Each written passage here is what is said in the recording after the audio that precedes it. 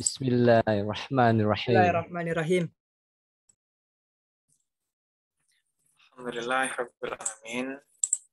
Allahumma shalli wa sallim wa barik ala Muhammadin wa ala alihi wa ashabihi ajmain.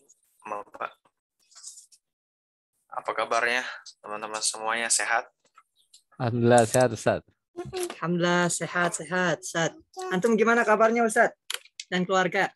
Alhamdulillah sehat juga. Baik teman-teman semuanya. Baru 12 orang ini. Pak Naga. Iya Ustaz. 12 sama Ustaz. Iya, 12 sama saya itu. Yang lain tolong dikabarin Ustaz atau Nisa. Baik teman-teman semuanya, sekarang kita masuk pembelajaran al-jam'u ya. Nah, sebelum itu mungkin saya review dulu kali ya tentang tarjih ini. Mas Agung kemarin masukkah tentang pembahasan tarjih? Lagi di jalan, nggak begitu nyimak sih. Nggak begitu nyimak. Set doang. Belum begitu paham sih. Yang dipahami dari bacanya apa ya tentang tarjih?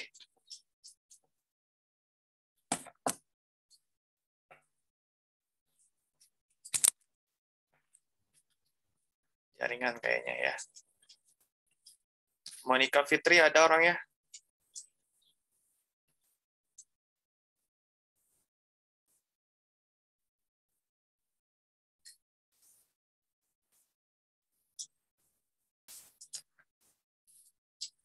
Zahratul ini?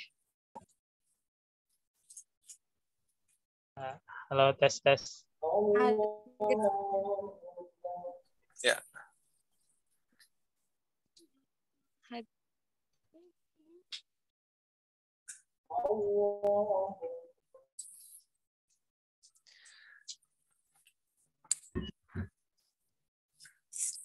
Siapa yang mau mereview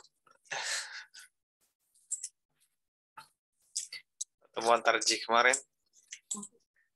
Salsabila?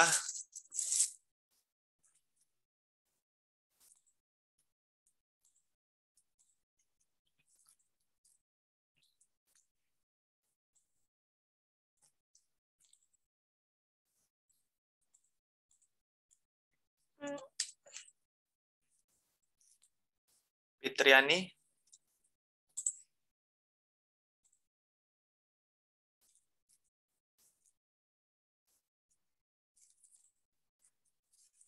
Hadir Ustaz.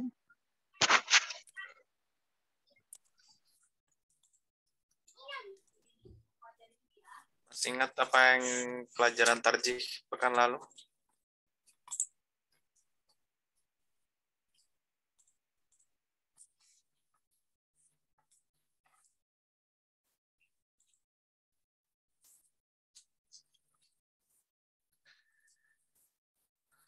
Ilyas? Dear Ustaz. Ya. Apa yang dipahami tentang tarjih? Tarjih itu berasal dari roja'a, ruju'an. Jadi itu merujuk atau kembali kepada asalnya yang lebih kuat, Ustaz. Jadi apabila ada salah satu dalil, apabila ada dua dalil yang saling berselisih, maka yang perlu dilihat yang pertama riwayat hadis tersebut. Yang kedua itu dilihat dari periwayatnya hadis tersebut dan juga memakai tentang ilmu-ilmu hadis yang diterapkan. Yang kedua, di samping tadi tersebut, seseorang itu harus mempunyai ilmu nas dan mansukhnya hadis tersebut supaya bisa merujuk mana dalil yang bisa digunakan untuk menentukan suatu hukum. Dan juga apabila ada ulama yang berselisih tentang tarjih, maka kita lihat bahwa dalam ketetapan Nabi Muhammad SAW yang didahulukan itu perkataannya daripada ketetapannya. Karena perkataan tersebut itu pasti akan sepanjang masa daripada ketetapan Nabi yang hanya terbatas dengan waktu itu saja, Ustaz, yang saya ingat.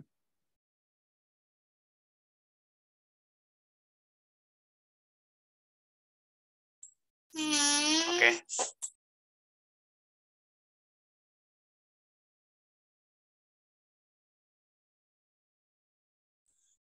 Ya, Pak Naga, ada tambahan?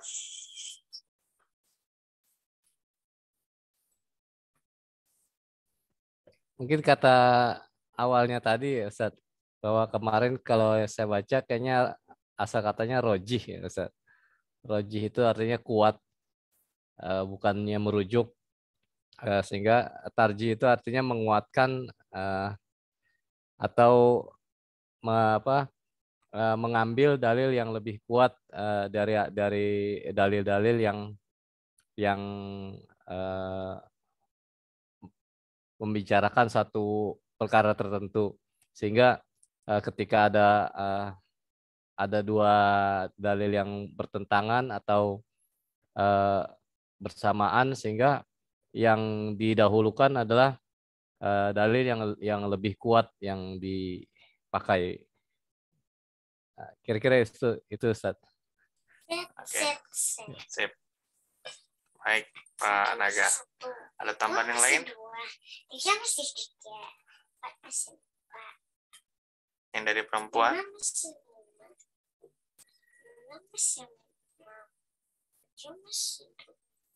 Yang perempuan ini mengamalkan hadis Nabi kayaknya. Apa hadis Nabi ini? Ya Allah. Sukut.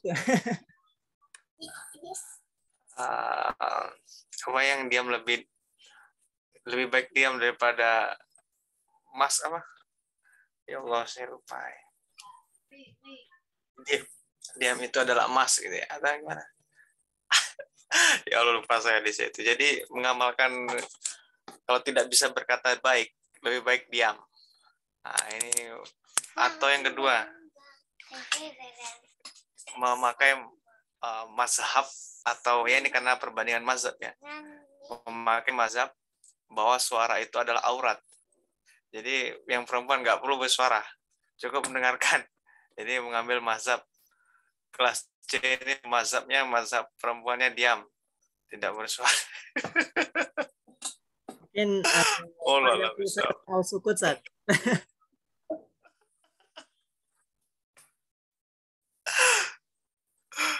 Aduh, ya nggak ada yang perempuan cara, ya udahlah, nggak apa-apa lah. Baik, saya absen dulu lah biar bersuara Salman. Kalau di absen bersuara Salman, coba dengerin ya. Saya absen bersuara nih. Bentar.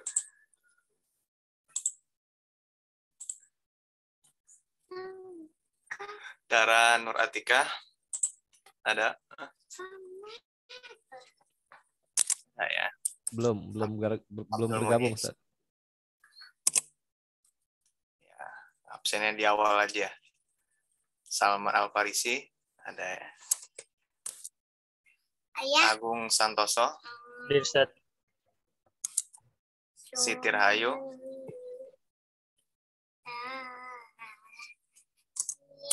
nggak ada ya. Putri Novianti, Siti Rahayu ada, Ustaz. Bila, tenang lah. Siti Rahayu ada? Ada Ustaz. Oh, namanya beda ya. Putri Novianti,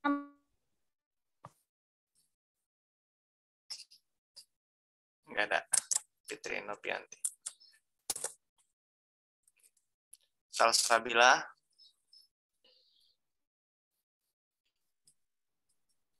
Salsabila. Nggak ada ya. Siti Fatimah. Hadir. Nisa Nur Aulia Rahmat. Ini memang nggak pernah ada ya ini ya orangnya ya. Nur Aini. Iya, Sat. Hadir Baru Ustadz. pindahan juga di semester ini, Sat. Gimana, Salman? Yang bersangkutan juga baru pindahan dari pagi ke sore. Cuman kasusnya seperti ini. Hanya di mata kuliah lain gimana dia? Gimana tuh menurut teman-teman tuh? Dia hadir nggak di mata kuliah lain, perkuliahan yang lain? Kalau pemahaman saya sih, kalau saya lihat sama seperti ini. Kalau teman-teman yang lain coba boleh menilai. Waya Zaro Gimana? Nggak ada kan nih, bisa terdeteksi kan? Kalau udah ke kelas C kan semua mata kuliah kan sama. Iya. Nggak Agak masuk kurang aktif juga memang, ya. Ustaz. Agak kurang aktif. Iya, setahu saya juga gitu. Nggak pernah masuk ya. Paling kalau presentasi itu juga kadang bermasalah gitu dari sinyalnya kan. Ya, kadang memang pas presentasi itu tiba-tiba HP itu dan laptop mengerti keadaan kita gitu. Tiba-tiba kamera nggak bisa hidup, audio rusak, tuh mendadak tuh. Tiba-tiba ada aja itu tuh karena mungkin udah connect itu laptop dan HP itu menyesuaikan. Sorry Pak.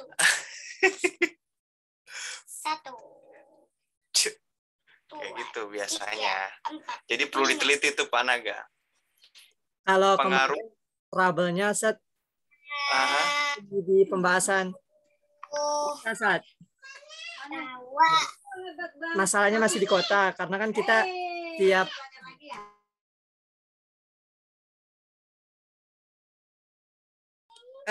kalau kemarin sih curhatnya masih terkait dengan kota Ustaz. Pas awal-awal karena kan kelas kita pakai Zoom terus yang bersangkutan minta pakai Google Meet aja. Kemudian saya arahin kalau mau sini saya kasih solusi gitu, cari paket yang memang unlimited penggunaan Zoom gitu. Cuman sampai sekarang nggak tahu kendalanya apa nih untuk yang baru.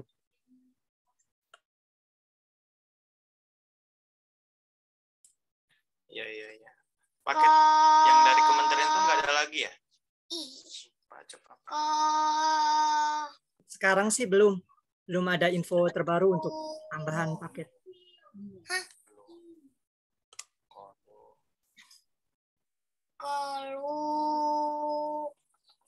Oke, sip.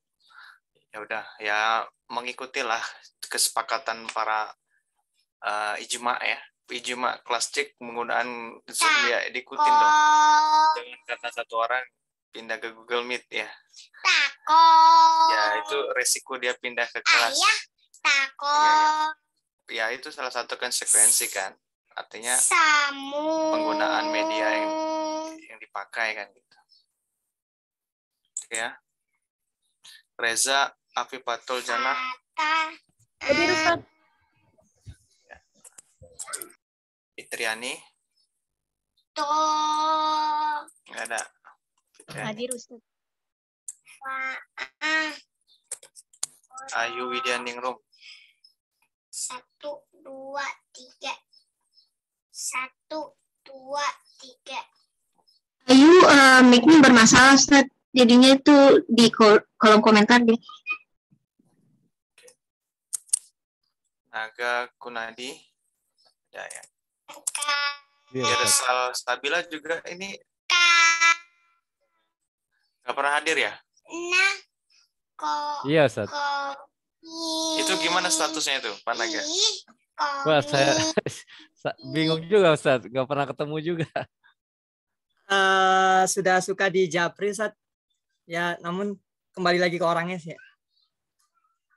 Udah diajak. Udah suka diajak. Sering.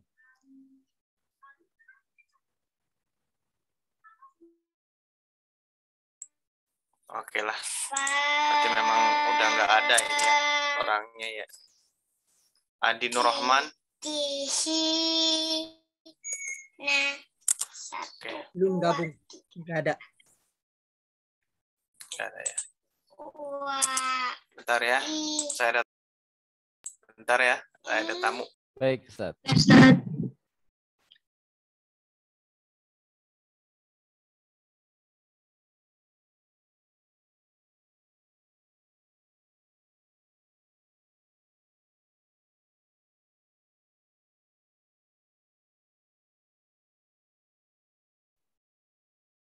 Wati tadi udah dipanggil tuh, Wati. Ya, kok terbilang.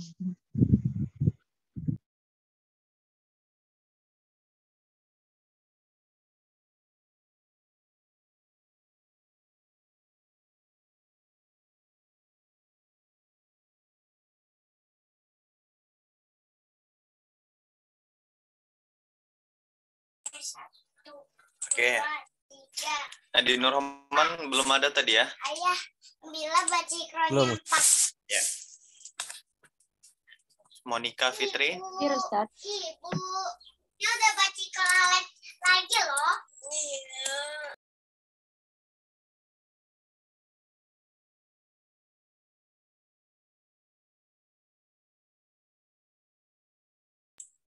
Airunisa. Hadir, Ustaz. Siska Susanti. Tidak ada ya? Belum bergabung, Ustaz. Baik sekali Pak Kunadi. Belum bergabung. Bahasanya baik sekali. Tidak hadir. Absen cuma sekali Pak Kunadi. Kan udah capek-capek nih bayar Zoom lah mahal-mahal. Ayah, Kalau nanti dia udah baca ikron lagi loh. statementnya belum bergabung, kita tunggu di akhir. Absensi nggak ada. Udah baca ikron lagi bila Jadi, loh. mulai sekarang saya udah ubah. Absensi di presensi tetap. Namun dikonfirmasi via Zoom. Jadi kapan saya mau ngecek, itu disitulah pengabsen sebenarnya. Jadi misalkan tidak menyaut pada sesi yang saya tanya atau saya lihat Zoom-nya sekarang, itu berarti tidak hadir itu.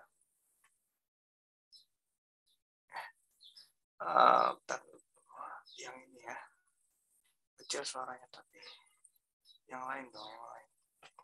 Bentar ya teman-teman ya.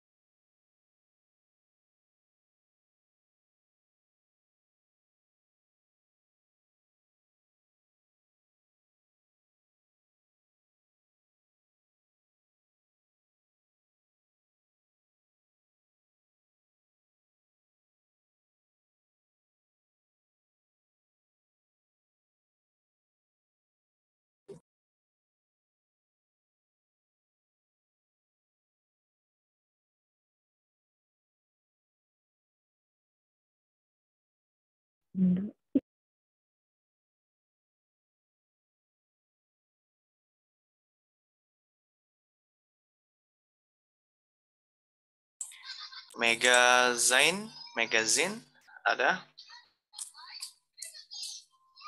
Tidak ada.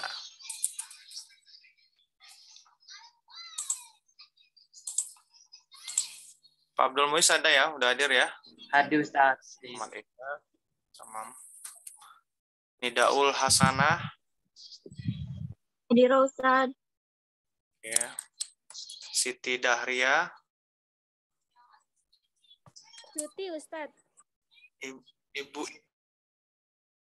Dahria adakah? Cuti. Cuti ya? Ya, Allah. Tapi beberapa kali sempat masuk ya, Bu Siti Daria ya. 4 Ustaz. Saya coba cek itu, kok saya cek namanya nggak ada di e-learning gitu ketika saya mau coba absensi gitu loh. Makanya saya, tapi pernah chatting ke saya itu ikut hadir katanya kan gitu ya. Udah, makanya kok nggak muncul-muncul gitu ya. Saya kira ada something lah ya. Maksudnya masalah telat bayar, jadi nama belum ada, kan kadang-kadang ada yang seperti itu ya. Zahratul Aini. Zero Ustaz. Berarti udah semuanya ya. Yang belum saya sebut Saya, namanya Ustaz. merasa. Tadi Putri. udah disebut, belum masuk Ustaz ya. Putri, Putri oke. Novianti. Putri. Oke, sip. Ada yang belum? Adi Saya- hadir Ustaz. Mas Sabila Oh, Ustaz. Adi. Selanjutnya siapa? Mas Sabila Ustaz. Salsabila. Salsabila, oke. Oke. Berarti yang tidak ada hari ini Dara Nurtika, Nisa Nur Ahmad, Nur Aulia, Irsal ya. Megazin, ya itu. Sama Siskah Susanti. Oke, teman-teman semuanya, itu kira-kira untuk absen di pertemuan awal ya. Hari ini kita bahas tentang al-jam'u. Nah, apa itu al-jam'u? Kalau kemarin, pekan lalu, kita membahas tentang bagaimana memilih satu dalil, satu hadis, satu sumber hukum yang bisa kita laksanakan, kita amalkan dalam kehidupan sehari-hari. Ketika dipilih satu hadis, maka hadis yang lain ditinggalkan, seperti itu. Namun kali ini berbeda. Jadi di sini bukan mencari hadis yang paling kuat, tapi bagaimana mengumpulkan hadis al-jam'u. Hari ini siapa yang akan mempresentasikan? Saya Ustaz. Agung dengan Siti Fatimah sama Fitriani Ustaz. Siti Fatimah. Oke, satu Fitriani. Fitriani dan Siti Fatimah. Yes. Oke. Silakan dimulai. Baik, terima kasih Ustaz. Bismillahirrahmanirrahim. Assalamualaikum warahmatullahi wabarakatuh. Waalaikumsalam. Waalaikumsalam warahmatullahi wabarakatuh. Innal hamdalillah nahmaduhu wa nasta'inuhu wa nastaghfiruh wa na'udzu billahi min syururi anfusina wa sayyiati a'malina may yahdihillahu fala mudilla lahu wa may yudlil fala hadiyalah. Asyhadu an la ilaha illallah wahdahu la syarika lah wa asyhadu anna Muhammadan abduhu wa rasuluhu la nabiyya ba'dah amma ba'du. Puji dan syukur kita panjatkan kepada Allah Subhanahu wa taala yang atas berkat rahmatnya kita bisa berkumpul kembali pada hari ini di kelas ini, dan juga salawat serta salam kita curahkan kepada baginda besar kita Nabi Muhammad SAW, dan juga kami ucapkan terima kasih kepada dosen pengampu dan teman-teman semua karena telah memberikan kesempatan kepada kami untuk melakukan presentasi pada malam hari ini. Hari ini saya Agung Santoso dan kedua rekan saya Siti Fatimah dan Fitriani akan melakukan presentasi dengan pembahasan al-ajmu. Apa sih al-ajmu? Al-jam'u, maaf. Apa sih al-jam'u itu, teman-teman? Al-jam'u ini berarti mengumpulkan atau mengkompromikan dua dalil yang berlawanan dengan cara mengalihkan makna dari setiap dalil kepada makna yang lainnya sehingga tidak terdapat perlawanan lagi. Dengan demikian hasil dari kompromi dalil inilah yang akan diambil hukumnya, teman-teman. Kenapa sih menggunakan metode al-jam'u? Ini karena ada kaidah fikih yang mengatakan bahwasanya mengamalkan kedua dalil itu lebih baik daripada mengabaikan dalil yang lain. Nah, untuk cara-cara melakukan al-jam'u ini akan dijelaskan oleh Saudari Fitriani. Oke, saya akan menjelaskan tentang cara melakukan al-jam'u. Di antaranya, bentar.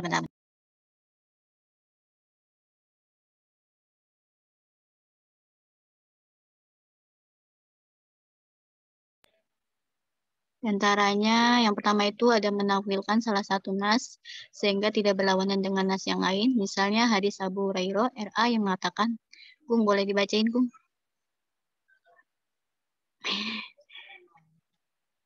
Kurang.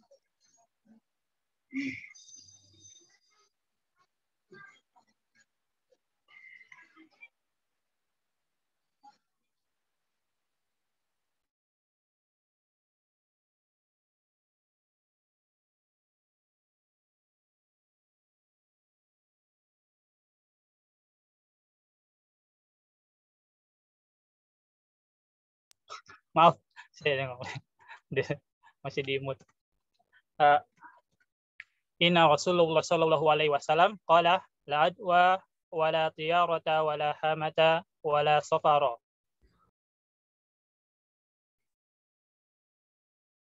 Fitri.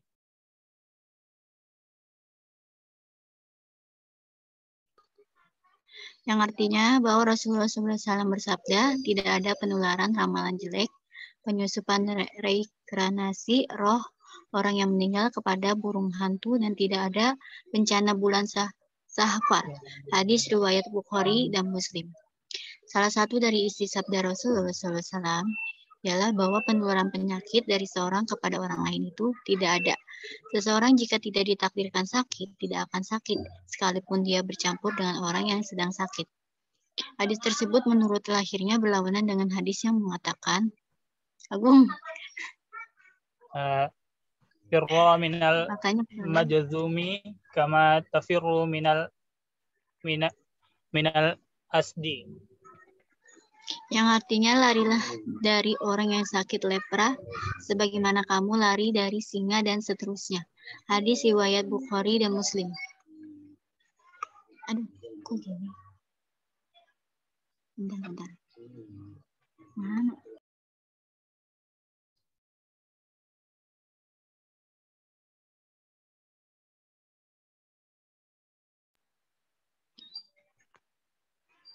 Sebab kandungan hadis ini memberi kesan adanya penularan penyakit untuk menjama dan menafikan dua buah hadis tersebut dapat ditempuh dengan menawilkan arti la adwa. Hadis pertama sebagai berikut. Penyakit itu tidak dapat menular dengan sendirinya, tetapi yang menularkannya secara hakiki adalah Allah dengan sebab adanya pencampuran antara orang yang sakit dengan orang yang sehat melalui media-media yang berbeda-beda satu sama lain. Penawilan semacam ini dikemukakan oleh Ibnu Soleh dan firman Allah. Bismillahirrahmanirrahim. Kutiba alaikum idza hadahara. Kok nggak kelihatan sih? Ahadakumul mautu ing taraka khairul wasiyatul lil walidaini wal aqrabina bil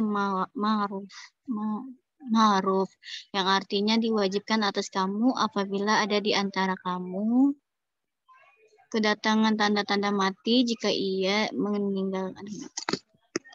meninggalkan harta yang banyak berwasiat untuk ibu bapak dan karib kerabat secara ma'ruf. Surat Al-Baqarah ayat 180. Dan menurut lahirnya berlawanan dengan firman Allah, surat An-Nisa ayat 11. Bismillahirrahmanirrahim. Wali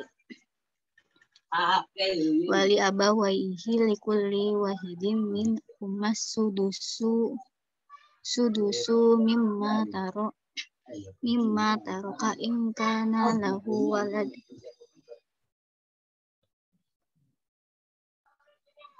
Taroka in kana lahu walad fa illam yakul lahu waladu warisahu abawuhum fali ummayhi sulus.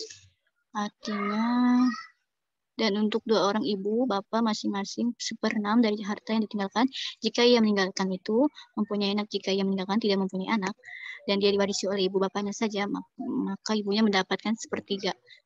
Surat An-Nisa ayat 11. Sebab menurut adalah ibarat dari surat Al-Baqarah ayat 180 bahwa orang yang akan meninggal dunia wajib memberikan wasiat dari harta peninggalannya kepada kedua orang tua dan kerabat-kerabatnya dengan cara yang baik. Sedang pada surat An-Nisa ayat 11 mewajibkan kepada kedua orang tua, anak-anak dan kerabat-kerabatnya untuk diberikan hak mereka dalam menerima harta peninggalan menurut ketentuan wasiat dari Allah, bukan wasiat dari yang meninggal. Untuk menjamak dan mentaufikkan kedua ayat tersebut dapat ditempuh dengan menawilkan ayat 180 dari surat Al-Baqarah sebagai berikut. Bahwa kedua orang tua dan kerabat-kerabat yang wajib diwasiati dan harta peninggalannya itu ialah mereka yang menghalang penghalang mempusakai umpamanya karena agama mereka berlainan dengan agama orang yang mewariskan harta peninggalannya. Itu saja, selanjutnya akan dibacakan oleh Siti Fatimah.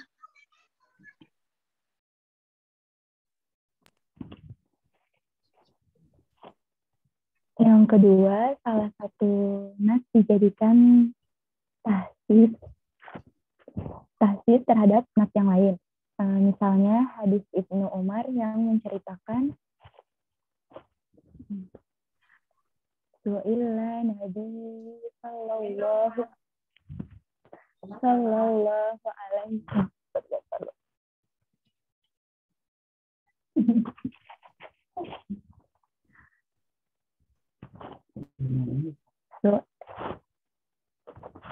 Su'illa Nabi sallallahu alaihi wasallam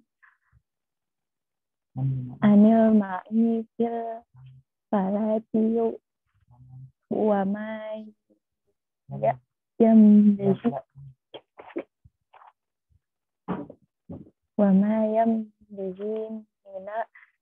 minad dawabi wastibai faqala Rasulullah sallallahu alaihi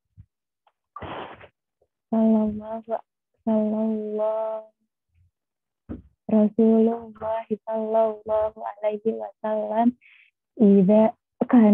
idza kanal ma'u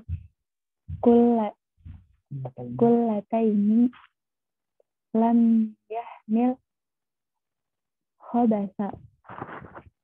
Artinya Nabi Muhammad Shallallahu Alaihi Wasallam ditanyai tentang air yang berbeda di tanah lapang dan yang silih berganti dimanfaatkan, diminum, dibuat mandi, dikencingi dan lain-lain oleh binatang raja kaya dan binatang buas. Rasulullah Shallallahu Alaihi Wasallam lalu menjawab, bila air itu mencapai 2 kula maka tidak mengandung najis. Hadis riwayat Ashubah Sunan. Dalalah dari hadis Ibnu Umar tersebut menunjukkan kesucian air yang sebanyak 2 kula secara mutlak, baik berubah rasa, bau, dan warnanya maupun tidak berubah sama sekali.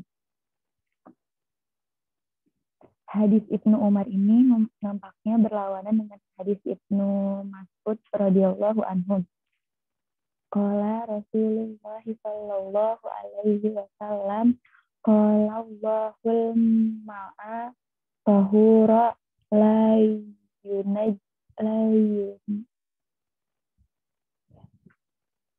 yunajjisuhu syai'un ila ma khayyara ta'mahu au launahu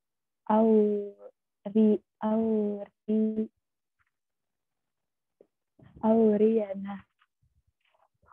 Rasulullah Shallallahu Alaihi Wasallam bersabda, Allah telah menjadikan air itu suci. Sesuatu tidak dapat menjadikannya najis selain apa yang merubah rasa, warna atau baunya. Hadis riwayat 3 ahli hadis.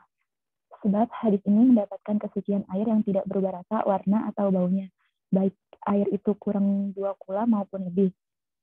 Cara mengumpulkan dan mengkompromikan kedua hadis itu ialah dengan mentaksiskan keumuman masing-masing. Yang pertama itu mengumumkan hadis pertama bahwa setiap air yang mencapai 2 kula adalah suci dan dapat mensucikan ditahsis oleh hadis kedua. Hasilnya ialah bahwa air yang sebanyak 2 kula itu dapat menjadi najis jika dapat berubah rasa. Kedua, tentang kesucian air yang tidak berubah rasa, warna, dan baunya ditahsis oleh hadis pertama, sehingga menghasilkan ketetapan bahwa air yang tidak berubah sifat-sifatnya itu dapat menjadi najis, tidak dapat untuk bersuci, bila jumlahnya kurang dari 2 kula.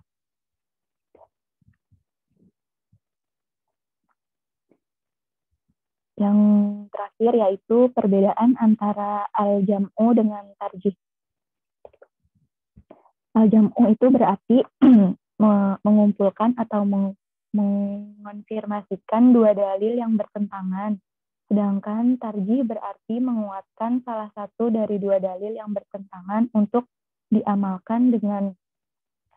Adapun perbedaan antara al-jam'u dengan tarjih ialah dengan al-jam'u maka kedua dalil yang bertentangan itu masing-masing dapat diamalkan, tidak satupun yang dikosongkan dari pengamalannya. Sedangkan tarjih berarti yang meninggalkan atau dikosongkan dari pengamalan salah satu, yaitu marjuh yang lemah tidak kuat bila dibandingkan dari yang lainnya. Dan yang diamalkan adalah tarjih atau yang kuat.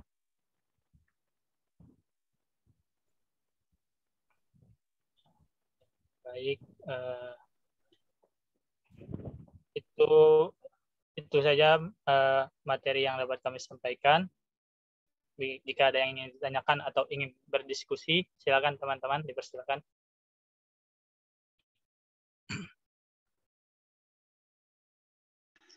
Maaf pemateri, saya izin dulu ya. Iya Bang Ilyas. Ditentukan Saudara Agung. Biasanya oleh dosen pengampu. Baik. Ya. Gimana Ustaz? Ditentukan oleh Ustaz atau saya yang tunjuk atau gimana Ustaz? Ya, bentar ya. Iya. Saya tentukan.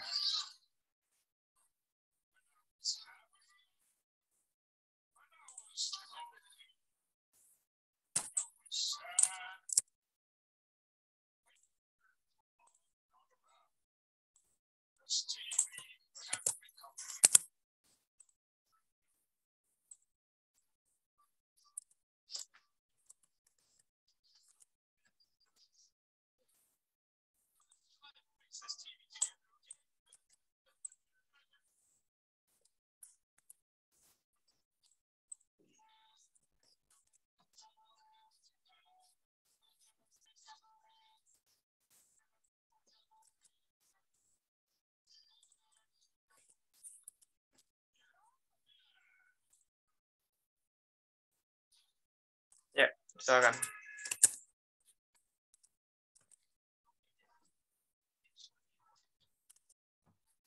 Gimana Ustaz? Antum tunjuk untuk bertanya atau gimana Ustaz? Sudah ada di chat tuh yang nanya itu. Ya, Fitriani Pemakalan, Ustaz, maaf. Oh, Fitriani Pemakalan, sorry. Aduh deh, sorry, biar saya ganti. Bentar. Oh iya. Bentar. Saya lihat.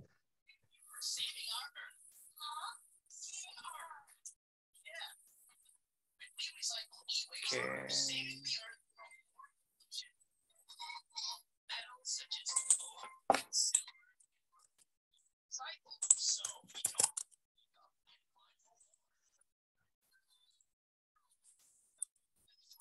Silakan. Ya, silakan teman-teman. Reza, Salman, Nuraini.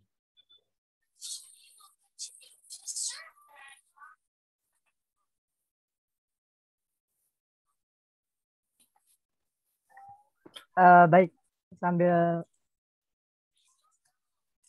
menunggu Saudari Reza dan Nuraini, saya coba ingin bertanya tadi terkait, mungkin ini terkait dengan yang sebelumnya juga kali ya, karena kan keduanya itu antara tarjih dan al-jamu, ya. Yeah. Ya, antara tarjih dan al-jamu itu kan keduanya sama-sama ada dua dalil, keduanya bertentangan, namun perbedaannya yang satu kan diambil salah satu yang mana diamalkan, kemudian yang satu lagi gabung untuk menguatkan gitu. Nah, yang saya bingung gitu ya, mana yang didahulukan gitu ketika kita menemukan dua buah hadis dan keduanya bertentangan, kapan waktunya? Ya mungkin kita bisa mencari referensi kan, apalagi ulama udah menetapkan gitu. Tapi ketika kita menemukan dua dalil yang bertentangan, yang mana dulu nih yang didahulukan gitu? Apakah tarjinya dulu atau ke ke al-jam'unya gitu. Sehingga saya masih agak bingung gitu antara keduanya gitu. Jadi mana yang diprioritaskan ketika diambil sebuah kaidah, ketika bertemu dua buah hadis dan keduanya saling bertentangan. Makasih. Oke, baik. Terima kasih Salman. Gimana Siti Fatimah atau Fitriani mau menjawab?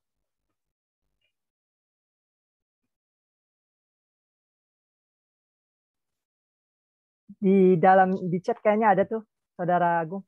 Maaf, di Saudari Reza dan Nur Aini. Ini bisa disampaikan. Ini Putri sudah tanya di kolom chat juga. Oke, saya mau coba jawab punya Salman ya. Seperti yang kita tahu kan ya, sebentar. Seperti yang kita tahu, terdapat 4 metode dalam menyelesaikan hadis-hadis yang saling bertentangan ini kan ya. Yang pertama adalah metode al-jam'u, yang kedua nas, yang ketiga al-tarjih, dan yang keempat al-tawakuf. Nah, di sini tuh ulama itu berbeda pendapat dalam urutan metode yang digunakan untuk menyelesaikan hadis tersebut. Ada dua pendapat. Yang pertama ada dua pendapat ya. Yang pertama menurut jumhur ulama hadis, diantaranya yaitu Imam As-Suyuti, Asy-Syafi'iyah, Al-Zaidiyah, Al-Hanabilah, dan Al-Malikiyah. Nah, kelompok ini berpendapat langkah yang dipilih dalam menyelesaikan hadis yang bertentangan ini adalah dengan menggunakan metode jamak terlebih dahulu, al-jam'u. Kemudian menggunakan metode an-nas, terus kemudian menggunakan metode tarjih, dan terakhir bila juga tidak bisa menggunakan beberapa metode tersebut, barulah digunakan metode al-tawakuf.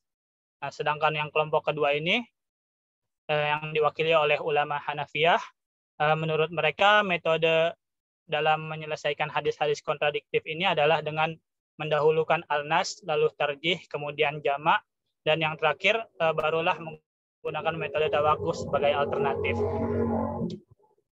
Itu Salman. Kalau untuk yang dominan itu, hampir jumhur ulama itu yang kategori yang pertama atau yang kedua, Saudara Agung? Maaf. Ya, karena kan tadi pandangan salah satu ulama ya, kalau sampaikan gitu. Mungkin yang jumhurnya secara umumnya, para ulama yang mana tuh menetapkan yang pertama atau yang kedua? Kasih. Mungkin karena, ya baik.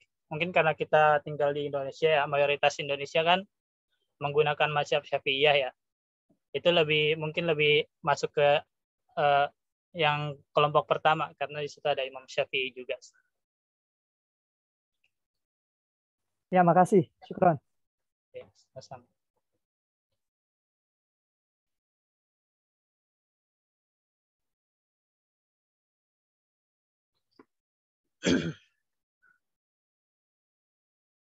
Gimana saudari Nur Aini dan Reza?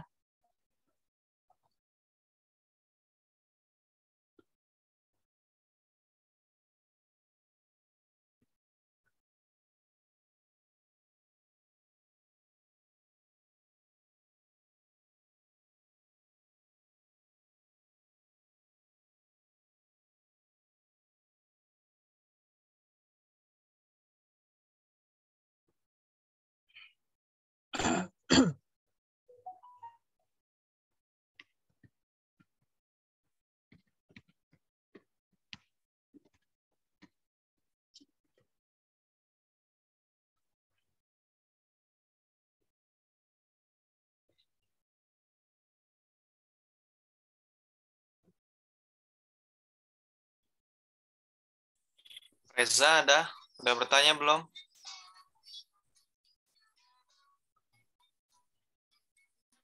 Ada Ustadz, sebentar. Silakan.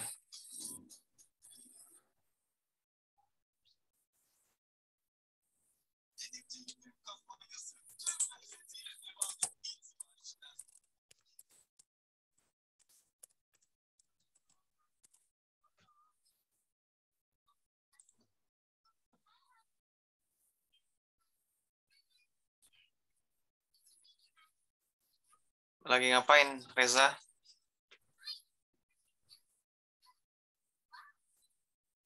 Nih Pak Naga udah nggak sabar nunggunya. Ya Ustadz, baru sampai rumah. Oke. Ya. Pertanyaan mengenai al-jam'u ya Ustadz.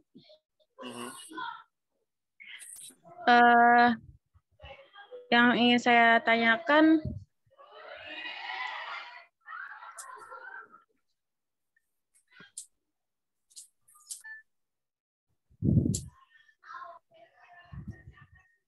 apakah apa ya? Mana sih?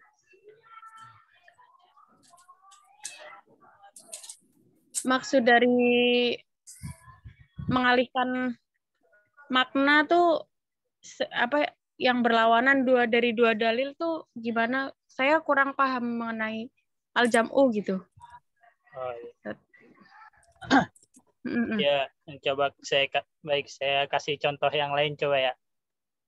Iya, coba Agung. Bentar.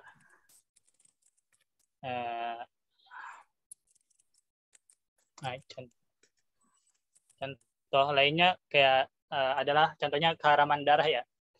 Kita tahu seperti yang tertulis dalam firman Allah Subhanahu wa taala surat Al-Maidah ayat 3.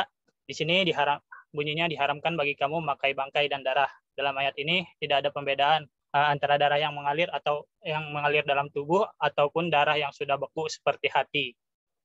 Nah, di ayat lain di dalam surat 145 surat Al-An'am Allah berfirman yang isinya kecuali kalau kamu makanan itu adalah bangkai dan darah yang mengalir. Dalam ayat ini mengandung pengertian bahwa darah yang diharamkan adalah darah yang mengalir, termasuk darah yang dibekukan di luar tubuh. Nah, dengan demikian darah yang diharamkan secara mutlak dari kedua ayat tersebut adalah dibatasi dengan darah yang mengalir. Ngerti nggak, Reza?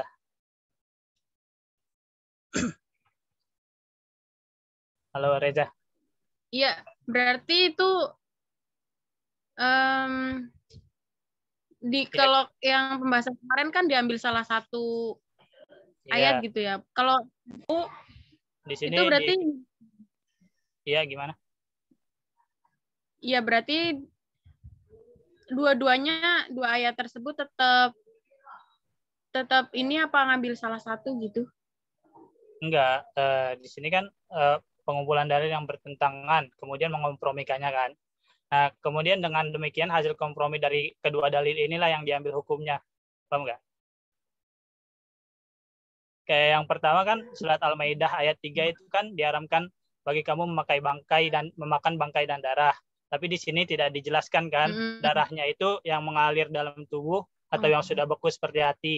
Nah, dalam ayat 145 itu surat Al-An'am dijelaskan lagi kecuali makanan itu bangkai atau darah yang mengalir. Nah, jadi dapat disimpulkan yang tidak boleh dimakan di sini adalah yang diharamkan secara mutlak, yaitu dibatasi dengan darah yang mengalir. Seperti itu, Reza. Baik, terima kasih Agung atas penjelasannya.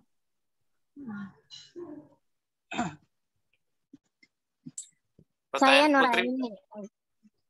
Mau jawab yang pertanyaannya Kak Putri? Nah, pertanyaannya kan apakah mungkin terdapat perbedaan atau berlawanan antara dua dalil pada Al-Quran dan hadis? Jika mungkin ada, apa yang harus didahulukan dan diamalkan? Mungkin ini kalau ada yang kalau belum tepat banget, mohon ditambahin ya, Ustadz. Mungkin terdapat ya, yang didahulukan itu adalah ayat-ayat yang telah menasihkan ayat-ayat terdahulu atau ayat mansuh. Jadi kita harus mendahulukan ayat-ayat baru jika ada pertentangan. Contohnya itu adalah mengenai mabuk.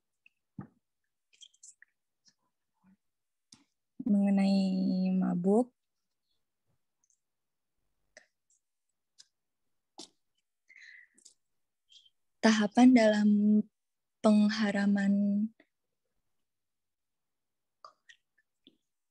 Hamar. Pertama, awalnya hamar dibolehkan. Kedua, turun ayat berisi perintah menjauhkan diri dari hamar karena mudaratnya lebih besar daripada maslahatnya. Ketiga, turun ayat untuk melarang hamar pada suatu waktu, dibolehkan pada waktu lainnya. Dan yang keempat, terakhir, hamar diharamkan secara tegas. Mungkin itu dari... Baik, terima kasih Saudari Siti Fatimah. Dan satu lagi ya, Saudari Dora ini boleh silakan. Iya.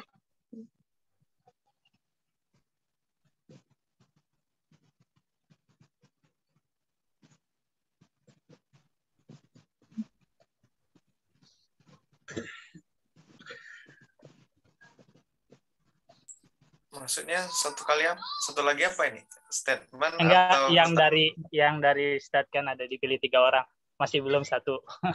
Itu maksudnya. Oh, tambahan kah dari Nur Aini atau kan yang disuruh kan Reza, Salman, dan Nur Aini. Tadi tambahnya dari Putri Novianti, Stat. Oke, sekarang Nur Aini. Ada statement kah? Iya, cara membedakannya antara tarjih dan jam'u itu gimana? Apanya nih yang cara bedain? Cara kita mengetahuinya gitu.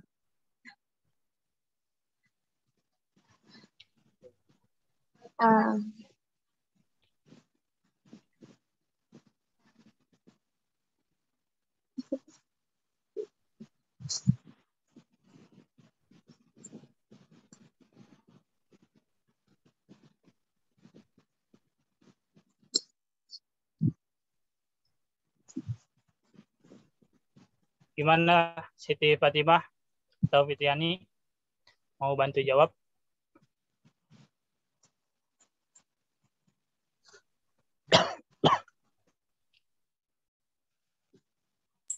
Pertanyaannya apa ya? Iya, Ustaz. Jadi maksud dia nanyanya bagaimana cara kita mengetahui gitu. Mana itu bisa cara membedakan, menentukan hadis itu bisa dicari melalui metode tarjih atau al-jami, Ustaz.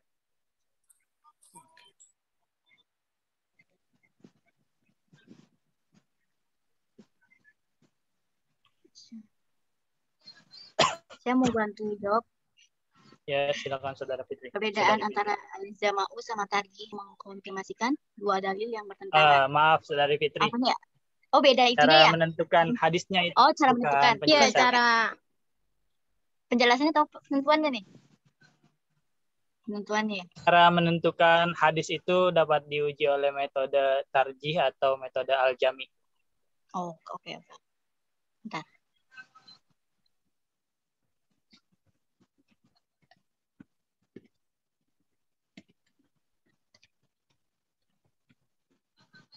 Caranya buka buku karya para ulama, cari aman gitu. Paling tanya kepada banyak referensinya.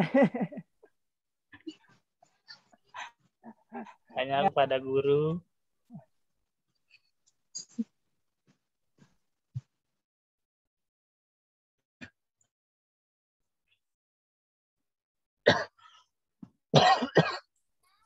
Masing-masing pemakalah udah menjawab belum?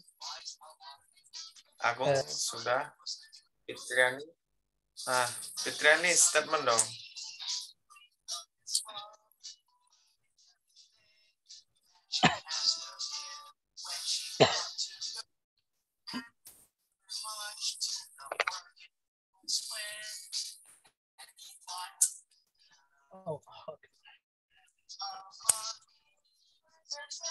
Oke, baik ya. Baik.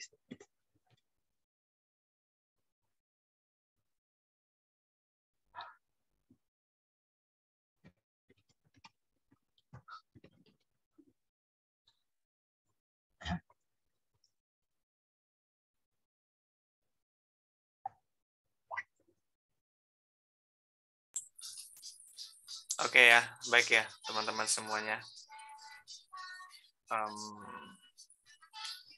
Saya sengaja ini ya, memang tidak men-share materi jauh-jauh hari. Saya ingin coba juga share itu dadakan. Jadi saya tunggu sengaja chat dari Nisa ya. Kapan nih Pak Dino dikirim? Baru saya kirim. Kalau enggak saya kirim. Maka saya tunggu. Jadi memang ada sistemnya gini ya. The power of kepepet. Ada yang memang to prepare ya, di-prepare ya. Ada orang yang modelnya prepare, jadi jauh-jauh hari. Ada yang model ketika dikirim pekan lalu, udah mulai dibaca nih, dibaca-baca, diulang-ulang, dicatat poin. Itu ada. Tapi ada juga tipe yang dikasih lama. Ayo udah nanti aja lah, skip aja dulu, santai aja dulu. Ada dua tipikal ketika diberikan di awal. Yang kedua, saya ingin mencoba eksperimen di akhir. Yang sewot itu adalah ketika orang yang suka prepare jauh-jauh hari. Pak Dino ngasihnya ini dadakan banget. Sore ini, malam ini mau presentasi, pagi lagi baru dikirim. Repot kan. Itu orang yang suka prepare pasti ngeluh. Tapi bagi orang yang nggak prepare, bagi orang yang suka SKS, itu bukan hal yang bagi mereka itu biasa. Bahkan hitungan jam bagi mereka itu cincai gitu loh. Nah, jadi apa yang harus saya lakukan untuk itu?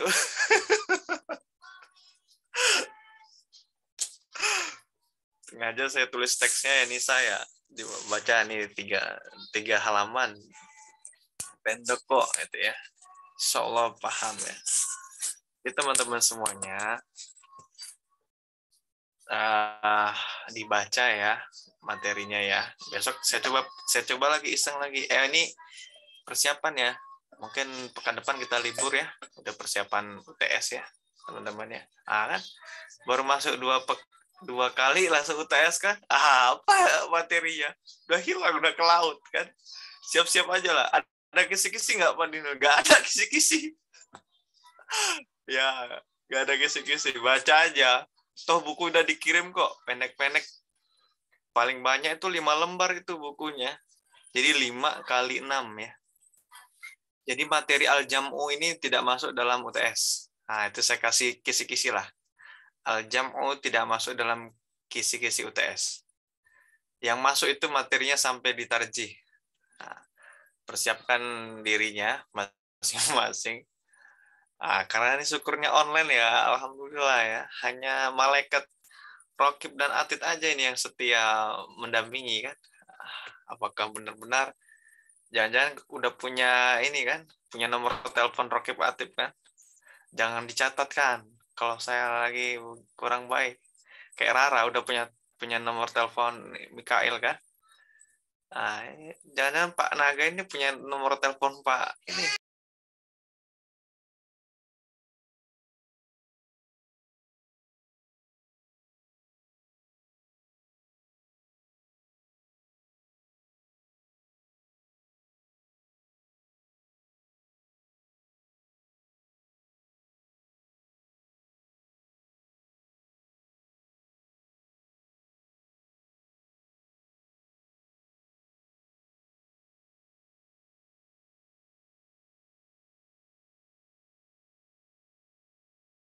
Oke ya, teman-teman ya. Ini sambil ada di sebelah anak nih kan. Lagi sibuk dia. Oke ya, jadi persiapan untuk UTS itu yang pertama ingin saya sampaikan. Yang kedua ya memang dibuat catatan lah teman-teman ya. Dibuat catatan dikit-dikit poin-poinnya. Karena itu memang sedikit, kalau dipahami sepertinya Al-Jam'u itu bagus sekali kalau teman-teman pahami yang nomor 2 itu yang tentang pembahasan air ya. Di situ kelihatan benar bagaimana dia mengkompromikan antara dua dalil ya. Satu yang mengatakan air itu tidak bernajis ketika sampai 2 kulah. walaupun itu berubah, walaupun rasanya berubah, warna dan bau. Yang satu hadis lagi mengatakan itu najis. Nah itu dikompromikan. Jadi ada hal yang kayak apa namanya Mas? Kalau dalam bahasa Indonesia, pelajaran bahasa Indonesia ada namanya premis-premis ya. Premis 1, premis 2, kesimpulannya apa? Nah, itu al-jam'u itu menurut saya sih seperti itu. Jadi premis 1, premis 2, kesimpulannya apa? Contohnya gini, kuda adalah hewan, ya kan? Semua hewan berkaki 4 bisa berlari. Nah, jam'unya apa? Bahwa semua hewan yang berkaki 4 memakan rumput, termasuk kuda, misalkan gitu. Itu kira-kira ya. Kalau kurang tepat, kira-kira contoh bahasa Indonesia saya nanti tanyakan sama dosen bahasa Indonesia. Tapi sekiranya itu ke premis, simpulan seperti itu. Kalau ada yang suka stand up comedy kan gitu. Premis 1, premis 2, gar ya, cer gitu. Jadi tak terap. Jadi al-jam'u itu kalau menurut gampangnya seperti itu. Ada 2 hadis bertentangan. Mengalihkan tema artinya mencari titik temunya, irisannya di mana, sehingga ini bisa dipakai. Nah, itu namanya al-jam'u tadi. Kalau tarjih, hadisnya ini berlawanan atau bertentangan, atau juga dilihat mana yang hadis yang tingkatan derajat hadisnya, do'ib, hasan sahih. Mana yang dipilih salah satu, ketika dipilih salah satu, yang lain ditinggalkan. Nah, kalau al-jam'u ini enggak. Hadisnya memang bertentangan, dalilnya bertentangan, tapi mencari titik temu. Sehingga ada kesan kayak nasakh wa mansukh. Ada kesan nasakh wa mansukh, ada informasi pertama dibatalkan oleh informasi baru. Kalau dalam teman-teman belajar ulumul Quran ada tafsir 1 bahas tentang nasakh wa mansukh. Tapi al-jam'u ini dia bukan menasakh. Mungkin ada sedikit menasakh, tapi hadisnya ini ada. Hanya saja mengalihkan maknanya, mengambil makna supaya pemaknaan baru seperti itu. Jadi sehingga bisa dipakai hadisnya ini. Nah, faedahnya apa? Supaya kita umat Islam ini mengetahui produk hukum yang baik. Dan ketika kita tidak mengetahui ini, disinilah kesempatan para Zionis, misionaris masuk, Pak Naga. Jadi kesempatan ini mereka mempertentangkan, loh, ayatnya tuh loh. Nah, tuh, Nabi tuh kayak gitu statementnya. Jadi seolah dipertentangkan, seolah Nabi ini lain di tempat, lain ucapan, lain perbuatan, kan gitu ya. Lain perkataan, lain kesempatan ya. Jadi seolah-olah di situ masuk misionaris mencoba untuk memberikan pemahaman kepada masyarakat umat Islam bahwa nabinya ini nggak benar gitu karena bertentangan statementnya seperti itu. Padahal kan nggak seperti itu. Namun kan di sini peluang misionaris masuk yang untuk mengajak umat Islam itu tidak percaya atau ragu dengan keabsahan dari risalah Nabi Muhammad seperti itu. Ini menjadi catatan sendiri ya. Di samping itu jadi catatan sendiri khusus kita orang Indonesia. Sangat luar biasa keimanan kita ini, keimanan Pak Naga ini luar biasa dibanding orang yang tinggal atau yang pernah bersama dengan Nabi Muhammad. Kenapa? Orang yang dulu pernah bersama Nabi Muhammad, mereka nggak mengakui Nabi Muhammad sebagai Rasul. Ada agama Islam, agama baik. Namun kita yang sudah berapa abad jauh lagi dari Nabi Muhammad, tapi masih meyakini Nabi Muhammad. Makanya ada hadis mengatakan bahwa umat Nabi Muhammad itu rindu kepada umat akhir zaman. Karena apa? Jauh dari Nabi Muhammad, tapi rindunya masih ada. Nah, disinilah masuk peluang misionaris itu, bagaimana meruntuhkan kerinduan Nabi Muhammad ini. Orang-orang akhir zaman ini, kita umat akhir zaman. Sehingga misionaris itu berpikir logisnya gini, masa sih orang yang sudah terpaut jarak jauh berpuluh tahun, beratus tahun, kok mesti rindu?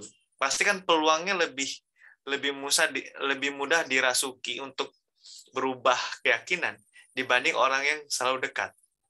Bahasa lainnya, kalau lebih simpelnya, Zahratul Aini, mana peluang yang lebih cepat merusak orang yang LDR dengan SDR, long distance relationship sama short, mana yang lebih peluangnya lebih merusak? Pasti lebih merusak itu yang ketika orang ketiga lebih cepat merusak LDR dibanding orang yang selalu bersama. Artinya apa? Gitu juga misionaris ini. Pasti dia melihat karena rentang kita dengan Nabi Muhammad cukup jauh. Misionaris masuk mencoba meragukan umat Nabi Muhammad seperti itu. Dengan salah satunya dari pintu Al-Jam'u ini, hadis-hadis yang bertentangan. Itu tentang hadis ya. Bagaimana tentang Al-Quran? Ya masuk juga.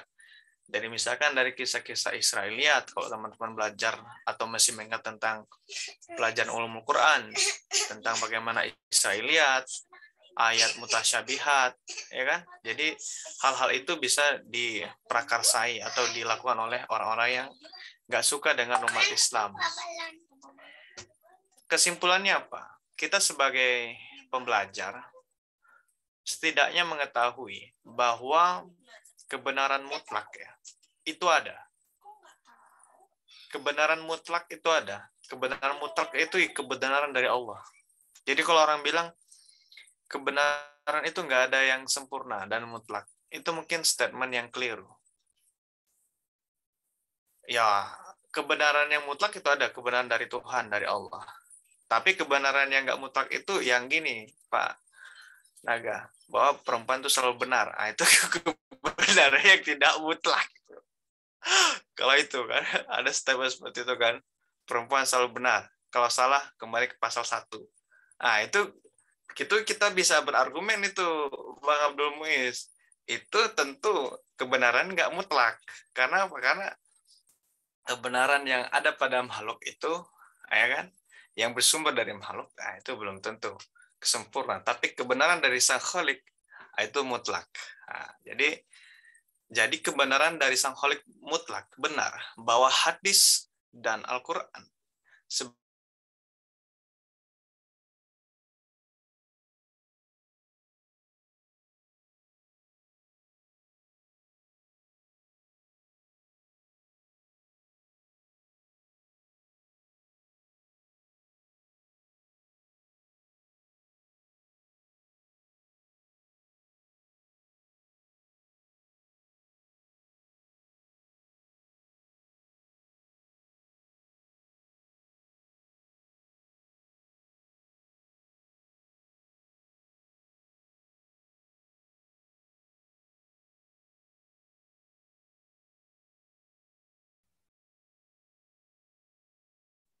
Bentar ya. Assalamualaikum. Iya.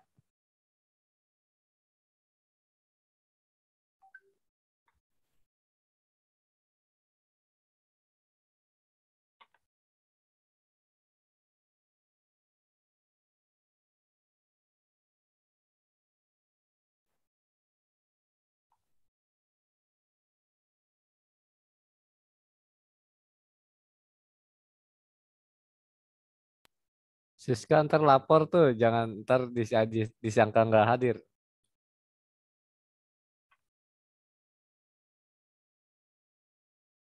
Kenapa kok? Tadi udah di absen. Lu udah absen?